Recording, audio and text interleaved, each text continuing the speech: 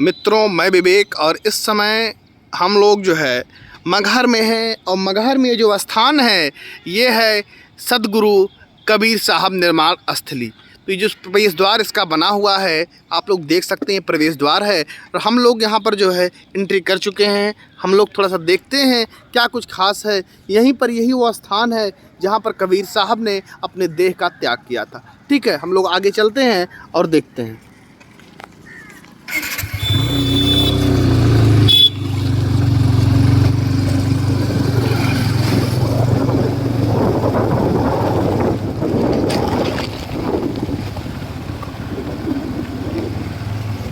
यहाँ बना हुआ संत कबीर अकादमी मगहर जनपद संत कबीर नगर। हम लोग यहाँ से गेट से एंट्री कर रहे हैं। यहाँ पर प्लांट्स लगे हुए हैं, काफ़ी अच्छे अच्छे प्लांट्स हैं।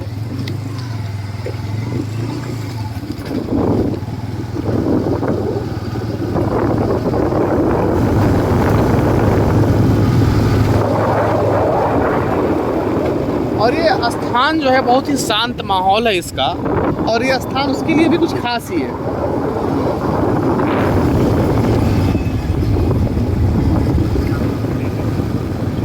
और शानदार ये पर्यटक स्थल है। यहाँ पर पर्यटकों की कुछ भीड़ हम लोग थोड़ा बहुत देख भी सकते हैं। यहाँ पर कुछ बसें वसें भी खड़ी हुई हैं, यानी कि मतलब कुछ लोग यहाँ पर जो है पर्यटन के लिए आए हुए हैं।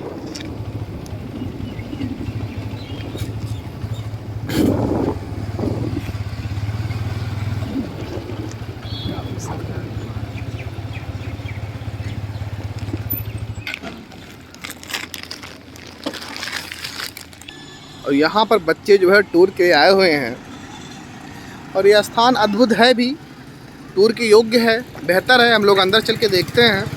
बोलो। तो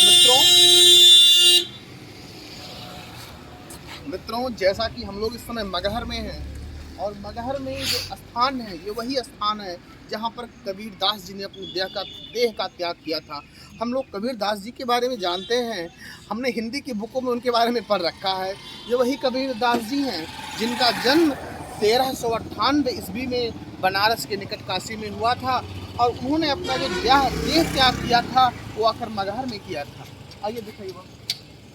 कबीर दास जी ने जो है 3 रचनाएं की थी। एक थी साखी, दूसरी थी सबद और तीसरी थी रमैनी। साखी, सबद, रमैनी।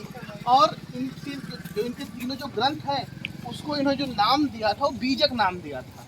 और कबीर दास जी का जो लालन पालन किया था वो नीरू और नीमा नामक जुलाहे ने किया था बस। आइए।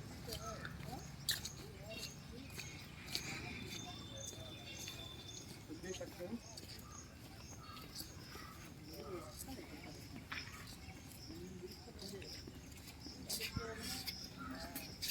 टाइप के प्लांट्स लगे हुए हैं।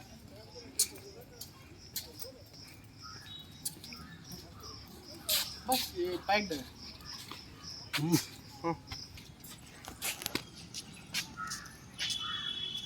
सतगुरु कबीर समाधि मंदिर में है। यहाँ पर दोहे भी लिखे हुए हैं, देख सकते हैं हम लोग।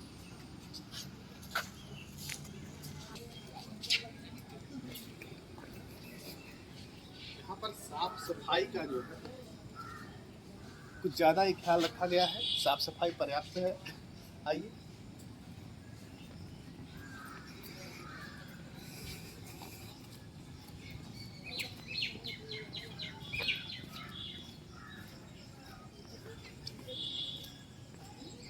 कबीर दास जी ने जो है 120 वर्ष उन्होंने जो है धरती पर अपने बिताए थे। उन्होंने 120 वर्ष का उनका जीवन काल रहा था, काफ़ी अच्छा खासा जीवन काल रहा था उनका।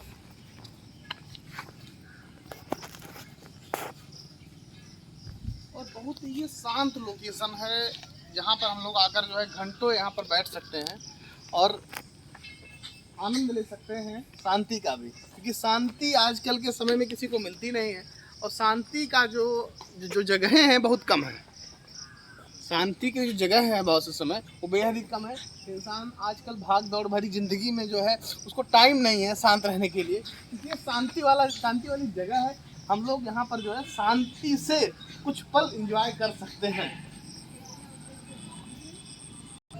बोलो। ये कबीर साहब की साधना गुफा है। आइए जरा, यहाँ पर भी जो दोहे लिखे हुए हैं, या तो घर है पोथी पढ़ जग मुआ। प्रेम का घर है मौसी घर ना है, शीश काट धुई धरे तब बैठा घर माई।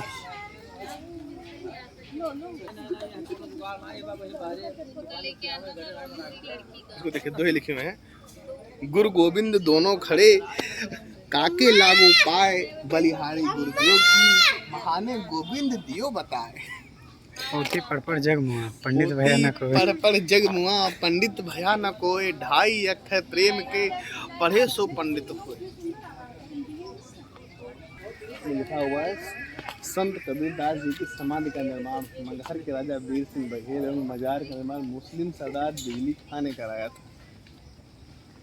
इस स्मारक का संबंध संत कबीरदास जी से होने के कारण यह स्थल हिंदू मुस्लिम दोनों के लिए धार्मिक और सांस्कृतिक दृष्टि से पवित्र एवं महत्वपूर्ण है।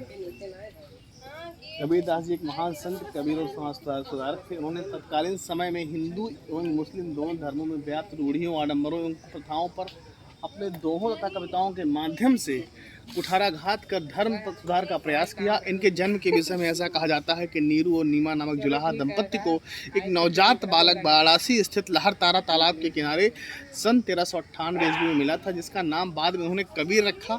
कर्म आधारित मोक्ष की अवधारणा को सिद्ध करने के लिए संत कबीरदास जी अपने जीवन के अंतिम समय में वाराणसी छोड़कर मगहर आ गए और यहीं पर सन 1518 ईस्वी में उनका परिनिर्वाण हुआ, मतलब मृत्यु हो गई। उनकी मृत्यु के उपरांत उनके अंतिम संस्कार को लेकर हिंदू और मुस्लिम अनुयायियों में विवाद होने लगा। ऐसी मान्यता है कि उनका पार्थिव शरीर फूलों में परिवर्तित हो गया, जिसे दो भागों में बांटकर दोनों अनुयायियों ने अपने अपने धर्मानुसार समाधि एवं मजार का निर्माण कराया।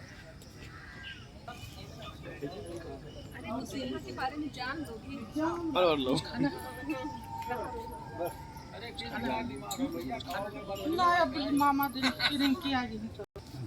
तो हमने जो है यहाँ पर संत कबीर की साधना गुफा के बारे में देखा, और वहाँ पर हम लोगों ने जहाँ पर कबीरदास जी ने अपने देह का त्याग किया था उसको हम लोगों ने देखा। हम लोग जो है चलते हैं, थोड़ा सा वहाँ एक तालाब है, वहाँ पर